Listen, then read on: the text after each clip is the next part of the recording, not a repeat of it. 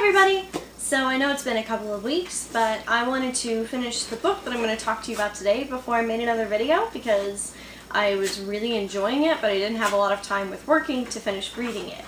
So it took longer than I thought it would. So today I want to talk to you about Every Day by David Levithan. So this is about a character who wakes up in a different body every day. Now I say character because we don't know gender, we only know that the person is referred to as A.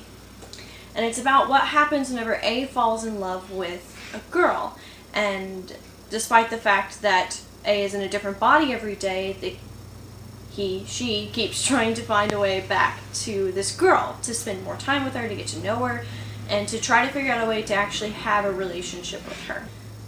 Now what I'm not going to do is tell you how it ends because that's really mean. But what I am going to tell you is that this book, like every David Levithan book I've ever read, is beautifully written. It's kind of like when you read a Marcus Zusak novel and there's at least one beautiful line per page that just makes you want to cry at the fact that somebody's brain could come up with this. David Levithan does that every few pages too, and it just... I've been talking about this book to every single person I've seen for the past at least week and a half. I really, really enjoyed it. The thing that I like the best about this book, I'm really not supposed to talk about, and that's the ending. So rest assured that the ending will not be what you expect. But beyond that, I also really love the way that David Levithan talked about knowing family dynamics in a situation very quickly and how the character adjusted to the different bodies. I had no issues trusting the narrator because the narrator was really sincere and upfront about everything that he or she knew. And considering that the narrator didn't know very much about how everything was happening, it was okay that I didn't either. And so I just went with it. I guess the really short way to wrap up this video is to tell you that I recommend that you read this. I just do. I almost always recommend David Levithan books, so I'm sure nobody is surprised, but I really, really like this one. I just do. I think I'm going to have to read it again really soon. Silly puppy barks at everything. Now, if you've been paying attention to my Goodreads at all, then you'll know that I read a lot of YA books. And I also write YA books, and right now, reading them is only making me more aware of the fact that mine is probably not going to get published anytime soon. And that just is a little depressing. So I've decided to start reading some of the adult books that I've been collecting over the years.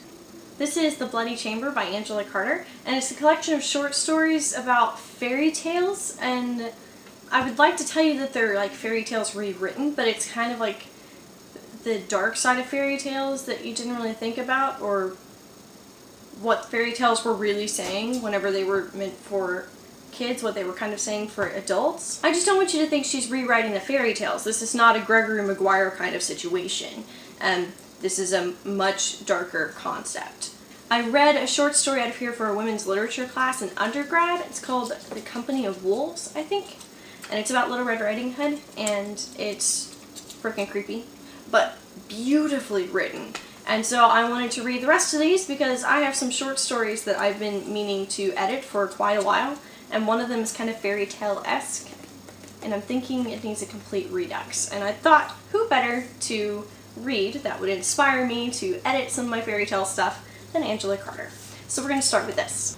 Feel free to let me know what you're reading in the comments. I would love to know. And if you have any recommendations of books that I should be reading or reviewing, then I would love to hear them because I'm always looking for new things to read. Until next time, happy reading! Bye!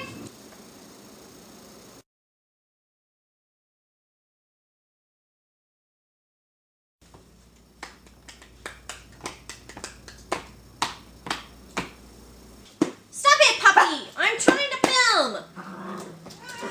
I'm like a toddler trying to fit. Oh, shut up, both of you! Okay, you're super cute, but stop it.